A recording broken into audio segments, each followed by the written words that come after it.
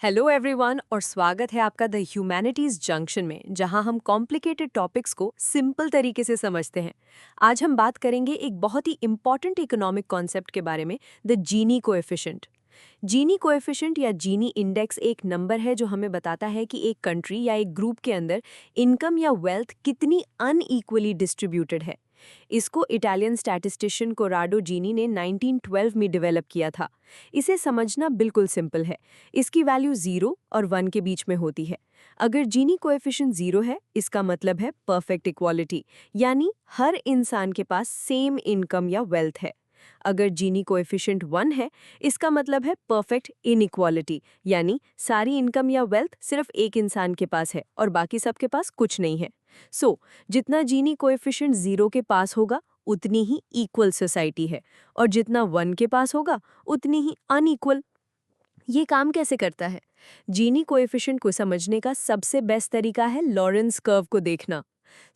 Imagine करो एक graph है, एक्स एक्सिस पर पॉपुलेशन है, पुअरेस्ट से रिचेस्ट तक, और वाई एक्सिस पर टोटल इनकम का क्यूमुलेटिव शेयर है।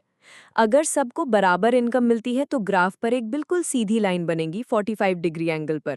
इसको हम कहते हैं लाइन ऑफ इक्वलिटी। लेकिन रियल वर्ल्ड में ऐसा नहीं होता। तो जब हम एक्चुअल इनकम डिस्ट्रीब्यूशन प्लॉट करते हैं तो एक कर्व बनता है जो इस सीधी लाइन के नीचे होता है। इस कर्व को हम कहते हैं लॉरेंस कर्व। अब जीनी कोएफिशिएंट इस एरिया पर बेस्ड है जो लाइन ऑफ इक्वलिटी और लॉरेंस कर्व के बीच में आता है।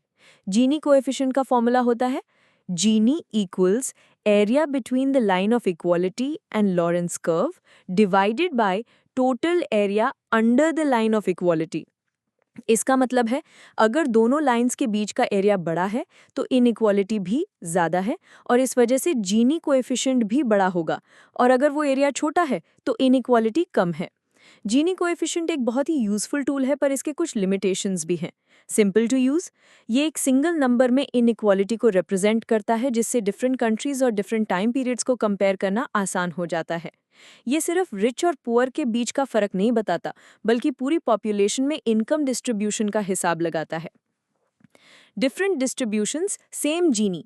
एक ही जीनी कोएफिशिएंट वैल्यू दो अलग अलग कंट्रीज में हो सकती है, इवन इफ उनकी इनकम डिस्ट्रीब्यूशन बहुत अलग अलग है। फॉर एग्जाम्पल, एक कंट्री में मिडिल क्लास ज़्यादा हो सकती है और दूसरी में मिडिल क्लास बहुत कम हो सकती है, लेकिन उनका जीनी कोएफिशिएंट सेम हो सकता है। जीनी कोएफिशिएंट ज़्यादातर इनकम इनइक्वालिटी पर फोकस करता है, ना कि वेल्थ पर, जो कि एक और इम्पॉर्टेंट फैक्टर है। तो जीनी कोएफिशिएंट एक बहुत ही यूजफुल टूल है जो हमें समझने में मदद करता है कि एक सोसाइटी में रिसोर्सेज कितने अनइक्वली डिस्ट्रीब्यूटेड हैं। जब भी आप किसी न्यूज़ आर्टिकल या रिपोर्ट में इसके बारे में सुनो, तो याद रखना कि 0 का मतलब है परफेक्ट इक्वालिटी और 1 का मतलब है एक्सट्रीम इनइक्वालिटी। तो आने वाले वीडियोस में हम ऐसे ही और इंटरेस्टिंग टॉपिक्स पर बात करते रहेंगे। तब तक के लिए ठीक से पढ़ो, एक्सप्लोर करो और क्यूरियस रहो। Thank you so much for watching the Humanities Junction. Don't forget to like, share and subscribe. See you next time.